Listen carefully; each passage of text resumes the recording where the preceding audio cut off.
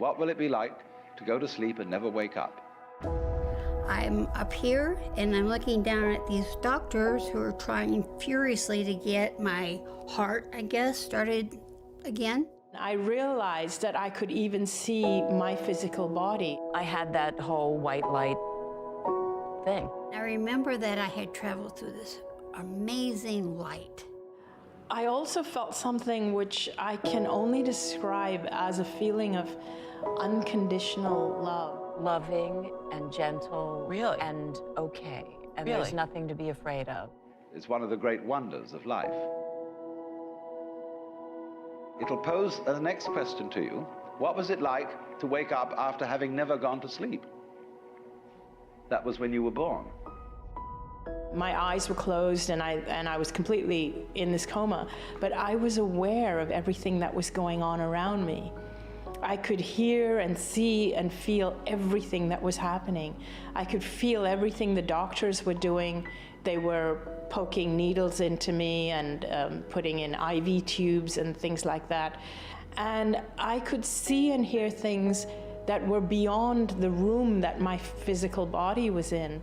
And I realized that I could even see my physical body. It was like I felt that I had become separate from my body.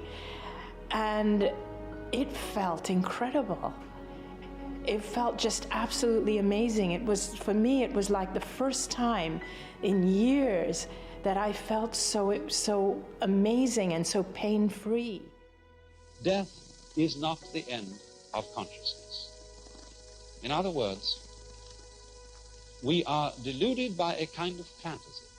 If we think of death as endless darkness, endless nothingness is not only inconceivable, but it's logically absolutely meaningless, because we aren't able to have any idea, much less sensation of nothing, unless it can be compared with a sensation of something.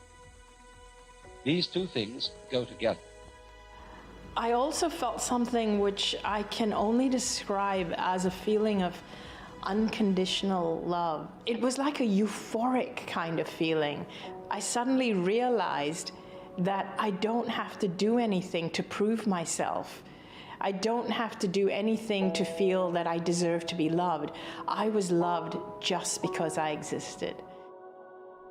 I felt so safe and so okay that all the stuff that I was terrorized when the doctor was standing there with his hand on my head giving me that horrible look, like, oh, poor you, you're bleeding into your head, and oh. And then it felt okay, and I felt peaceful and serene, and like either thing would work out, but yet I really was sure that I wanted to live and be with my son. So I think it was a real choice for me. But in that realm, it felt like because we don't have our bodies, we don't have vocal cords,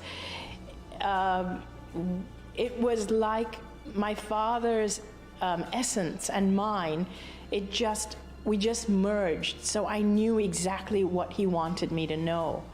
And he wanted me to know that I had suffered up until this point.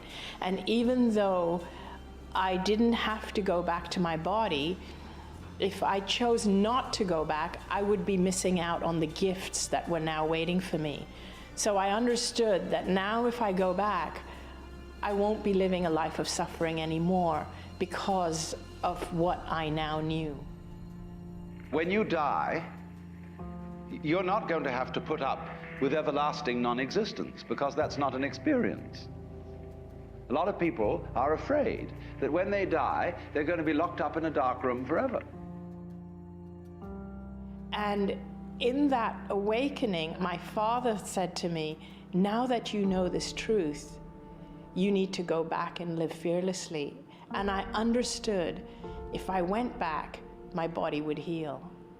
The doctor, though, he told my family, he said that, look, she may have woken up from the coma, but she is still very, very weak. She's still very, very sick, and her body is full of cancer and tumors. And so don't raise your hopes, because even if she survives, there's a long journey ahead. Within 4 days, the tumor shrunk by 70%. within 3 weeks, they couldn't find any trace of cancer in my body. Now, fear is going to be a player in your life, but you get to decide how much. You can spend your whole life imagining ghosts, worrying about the pathway to the future, but all there will ever be is what's happening here, and the decisions we make in this moment, which are based in either love or fear. See, I believe that we are driven only by two forces, and let's label them love and fear, so two opposing forces. And these two forces are what drives every decision we make in life. Like if you choose a job, are you choosing it because it brings you joy, you follow your passion by choosing it? Or are you choosing it because you fear that if you don't take it, you won't have enough money? You are ready and able to do beautiful things in this world. And after you walk through those doors today, you will only ever have two choices, love or fear. Choose love, and don't ever let fear turn you against your playful heart. So when I was in that realm, looking down at my body, I mean, I felt incredible. My body looked small and weak in comparison to what I was feeling. And I realized that every decision that I had made up to that point was made from a place of fear. Why not take a chance on faith as well? Take a chance on faith. Not religion, but faith. Not hope, but faith. I don't believe in hope. Hope is a beggar.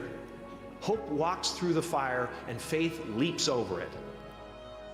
After that experience, after actually dying and coming back, I don't follow dogma or any kind of religion or spirituality, because it's like now I know that I'm a spiritual being. We all are. Every single one of us, we are. We don't have to work at it. I don't have to keep working at it or trying to be more spiritual. I already am. There's nothing to work at. We all are. I realized from death that actually my purpose here is to immerse myself in life fully, not to spend it thinking about creating the perfect afterlife. I'm here for a reason, and I'm here to be who I am. I'm a facet of this universe. I'm an aspect, and I am the way I am for a reason. My purpose is to be as me as I can be. You don't have to remember the past in the same way you don't have to know how to shine the sun. You just do it, like you breathe. Doesn't it really astonish you that you are this fantastically complex thing, and that you're doing all of this and you never had any education in how to do it? You never learned, but you're this miracle? I'm not in a hurry to go. I'm not in a hurry to die. I absolutely love my life. I'm incredibly happy doing what I do. I would not change what's happened to me for anything. But at the same time, I know death is beautiful. It's absolutely beautiful. It's nothing to be afraid of. Everything becomes known. It's like we become transparent. And there's a lightness in death. And yet, I'm going to say that death is a state that we can have in life, because death taught me how to live. And I feel sad that people only find this out at the end of their life, and this is why I share my story. We don't value what we have until we lose it. I didn't value my life until I nearly lost it. And I'm sure there's many people out there who don't value their lives, because if you valued your life, you would not spend day in and day out doing something you hated. Right. You absolutely would not. So death taught me how to live, and that's why I say death is beautiful. It was an absolute gift for me to have the experience to die. So, when it comes, be absolutely willing to die. Go over that waterfall just as you go to sleep at night.